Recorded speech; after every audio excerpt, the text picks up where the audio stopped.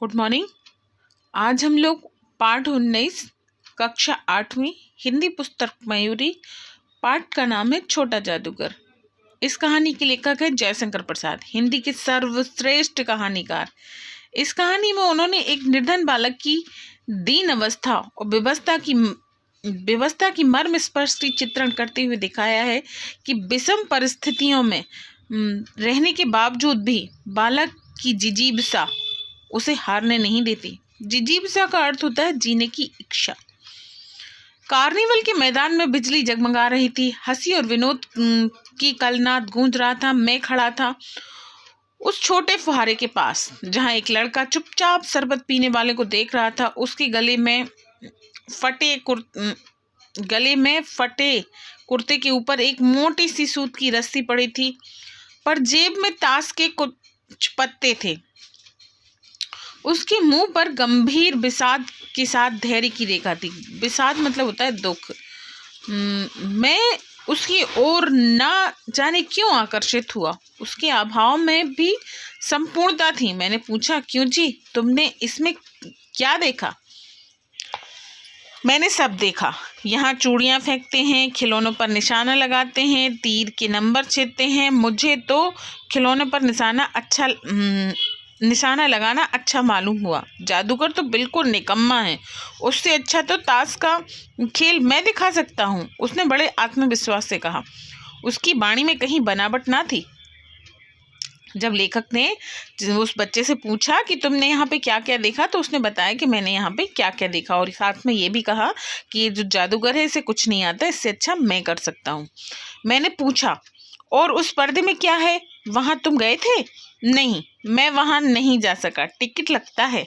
मैंने कहा, तो चलो मैं वहाँ तुमको लेवा चलूँ। मैंने मन ही मन कहा, भाई आज के तुम ही मित्र रहे। उसने कहा, वहाँ जाकर क्या कीजिएगा, चलिए निशाना लगाया जाए।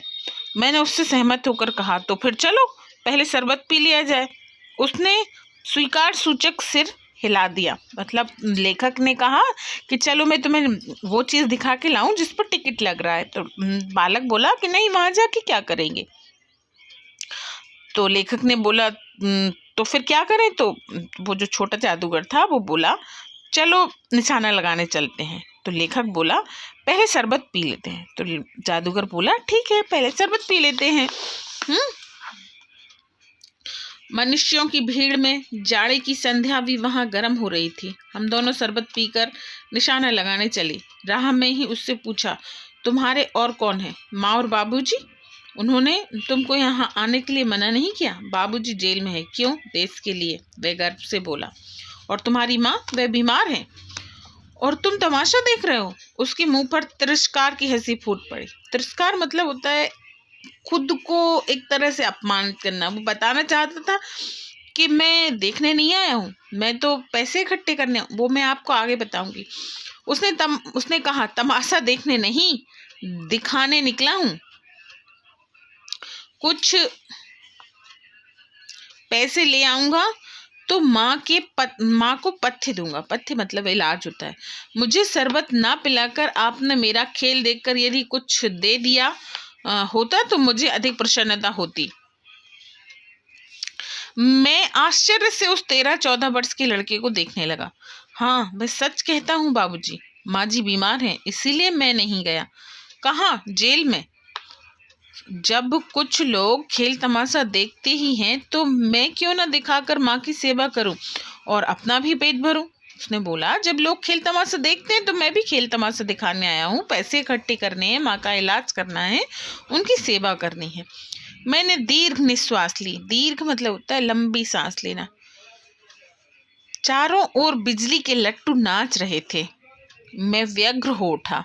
मैंने उससे कहा, अच्छा चलो निशाना लगाया जाए। हम दोनों उस जगह पहुंचे जहां खिलौने और गेंदों पर निशाना गिराया जाता था। मैंने बाहर टिकट खरीदकर उस लड़की को दिए। वह निकला पक्का निशानेबाज। उसकी कोई गेंद खाली नहीं गई। देखने वाले दंग रह गए। उसने 12 खिलौनों को बटोर लिया, लेकिन उठाता कैसे? कुछ मेरे रुमाल में, कुछ जेब में रख लिए। लड़की ने कहा, बाबूजी आपको तमाशा दिखाऊंगा, बाहर आइए, मैं चलता हूँ। वो 9-2-11 हो गया। मैंने मन ही मन कहा, इतनी जल्दी आंखें बदल गई। मैं घूमकर पान की दुकान पर गया। पान खाकर वहीं बड़ी देर तक इधर उधर टहलता देखता रहा। झूले के पास लोगों को ऊपर नीचे आना देखने लगा। अकस्मात किसी ने ऊपर हिंडोले से पुकारा, बाबूजी। मैंने पूछा, कौन? मैं हूँ, छोटा जादूगर। लेखक ने जिस लड़की की मदद की थी ना, उसका नाम छोटा जादूगर था। तो वो बोला, मैं हूँ। कलकत्ता की सुरमय बनस्पत उद्यान में लाल कमलनी से भरी एक छोटी सी झील के किनारे घने वृक्षों की छाया में मंडली के साथ बैठा मैं जलपान कर रहा था। बातें हो रही थीं। इतने में वही छोटा जादूगर दिखाई पड़ा। हाथ में 4 खाने की खादी का झोला, जांघिया और आधी बाहों का कुर्ता, सिर पर मैला रुमाल सूत की रस्सी से बंधा था। मस्तानी चाल में झूमता हुआ कहने लगा, बाबूजी नमस्ते, आज कहिए तो खेल दिखाऊं? नहीं जी, अभी हम लोग जलपान कर रहे हैं। मैं क्रोध से कुछ और कहने जा रहा था, तभी श्रीमती ने कहा, दिखलाओ जी, तुम तो अच्छे भले कुछ और मन बहले। मैं चुप हो गया, क्योंकि श्रीमती जी की वाणी में वह माँ की सी मिठास थी जिसके सामने किसी भी लड़के को रोका नहीं जा सकता था। उसने खेल आरंभ किया। उस दिन कार्निवल के सब खिलौने उसके खेल में अपना अभिनय करने लगे। बिल्ली रूठने लगी, भालू मनाने लगा, बंदर घुड़कने लगा, गुड़िया का ब्याह हुआ, गुड्डा बर बना, गुड्डा काना निकला। लड़के की वाचालता से ही अभिनय हो रहा था। सभी हंसते हंसते लोटपोट हो गए। मैं सोच रहा था कि बालक को आवश्यकता से ने कितना चतुर बना दिया है। यही तो संसार है। ताश के सब पत्ते लाल हो गए, फिर सब काले हो गए। सूत की डोरी टुकड़े टुकड़े होकर जुड़ गई। लट्टू अपने आप नाच रहे थे। मैंने कहा, अब हो चुका, अपना खेल बटोर लो, हम लोग भी जाएंगे।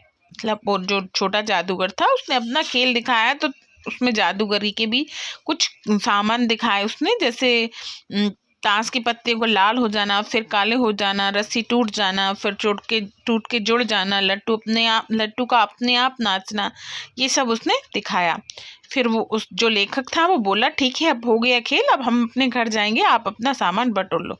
श्रीमती जी ने धीरे से उसे 1 रुपये दे दिया। वह उछल पड़ा। मैंने कहा, लड़के, छोटा जादूगर कहिए, यह मेरा नाम है, इसी से मेरी जीविका है। लेखक ने उसको लड़के बोला, तो उस लड़के ने बोला कि नहीं, आप मुझे छोटा जादूगर कहिए, यह मेरा इसी से मेरा घर चलता है, यही मेरा नाम है। मैं कुछ बोलना ही चाहता था कि श्रीमती ने कहा, अच्छा, तुम इस रुपए से क्या करोगे? पहले भरपेट पकौड़ी खाऊंगा, फिर एक सूती कंबल लूंगा। मेरा क्रोध अब लौट आया। मैं अपने ऊपर बहुत क्रोध होकर सोचने लगा, ओ कितना स्वार्थी है तू। उसे 1 रुपया पाने पर भी ईर्ष्या करने लगा था।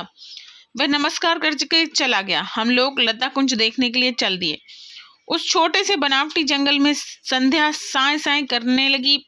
अस्ताचलगामी सूर्य की अंतिम किरणें वृक्षों की पत्तियों से विदाई ले रही थी। वातावरण शांत था। हम लोग धीरे धीरे मोटर से हावड़ा की ओर आ रहे थे। रह रहकर छोटा जादूगर स्मरण आता था, मतलब याद आ रही थी उसकी।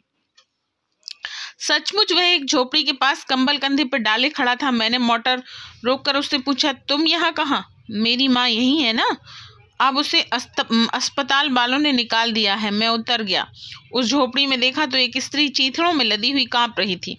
छोटा जादूगर ने कंबल ऊपर से डालकर उसके शरीर से लिपटे हुए कहा, माँ। मेरी आंखों में आंसू निकल पड़े। बड़े दिन की छुट्टी बीत चली थी। मुझे अपने कार्यालय में समय से पहुंचना था। कोलकाता से मन ऊब गया था। फिर भी चलते चलते एक बार उस उद्यान को देखने की इच्छा हुई। साथ ही जादूगर से भी दिखलाई पड़ जाता तो और भी अच्छा होता। मैं उस दिन अकेले ही चल पड़ा। जल्दी लौट आना था। 10 बज चुके थे। मैंने देखा निर्मल धूप की सड़क के किनारे एक कपड़े पर छोटे जादूगर का रंगमंच सजा था। मैंने मोटर रोककर उतर पड़ा। वहां बिल्ली रूठ रही थी, भालू मनाने चला था, ब्याह की तैयारी थी। पर यह सब होते हुए भी जादूगर की वाणी में प्रसन्नता नहीं थी। जब वह औरों को हंसाने की चेष्टा कर रहा था, तब जैसे वह स्वयं कांप जाता था, मानो उसके रोए रो रहे हों। मैं आश्चर्य से देख रहा था। खेल पूरा होने पर पैसे बटोरकर उसने भीड़ में से मुझे देखा। वह जैसे क्षण भर के लिए स्फूर्तिमान हो गया। मैंने उसकी पीठ थपथपाते हुए पूछा, आज तुम्हारा खेल जमा क्यों नहीं? माँ ने कहा है कि आज तुरंत चले आना, मेरी घड़ी समीप है, अविचल भाव से उसने कहा। वो दुखी था क्योंकि उसकी माँ बीमार थी। तो लेखक ने उससे पूछा कि आज तुम्हारा खेल जमा क्यों नहीं? वो बोला, माँ ने बोला है कि जल्दी आना। तब भी तुम खेल दिखाने चले आए? मैंने कुछ क्रोध से कहा। मनुष्य के सुख दुख का माप अपना ही साधन होता है, उसी के अनुपात में वह तुलना करता है। उसके मुंह पर वही परिचित तिरस्कार की रेखा फूट पड़ी। उसने कहा, क्यों ना आता? और कुछ अधिक कहने में जैसे वह अपमान का अनुभव कर रहा था। क्षण भर में मुझे अपनी भूल मालूम हुई। उसकी झोले को गाड़ी में फेंककर उसे भी बैठाते हुए मैंने कहा, जल्दी चलो। मोटर वाला मेरे बताए हुए पथ पर चला। कुछ ही मिनटों में मैं झोपड़ी पर पहुंचा। जादूगर दौड़कर झोपड़ी में माँ माँ पुकारते हुए घुसा। मैं पीछे से, किंतु स्त्री के मुंह से बे निकल कर रह गया। उसके दुर्बल हाथ उठकर गिर गए। जादूगर उससे लिपट कर रो रहा था। मैं स्तब्ध था। उस उज्जवल धूप में समग्र संसार जैसे जादू सा मेरे चारों ओर नृत्य करने लगा। मतलब छोटा जादूगर की माँ इस दुनिया को छोड़कर जा चुकी थी और उसको देखकर लेखक भी बहुत दुखी था और छोटा जादूगर भी बहुत दुखी था। ये बहुत मर्मस्पर्शी कहानी है। आप अगर इसको सिर्फ ध्यान से सुनेंगे तो आपको लगेगा कि इतना दुख भी होता है किसी के जीवन में, पर ऐसे बहुत से लोग हैं जो हमसे कहीं ज्यादा दुखी हैं। Okay, bye.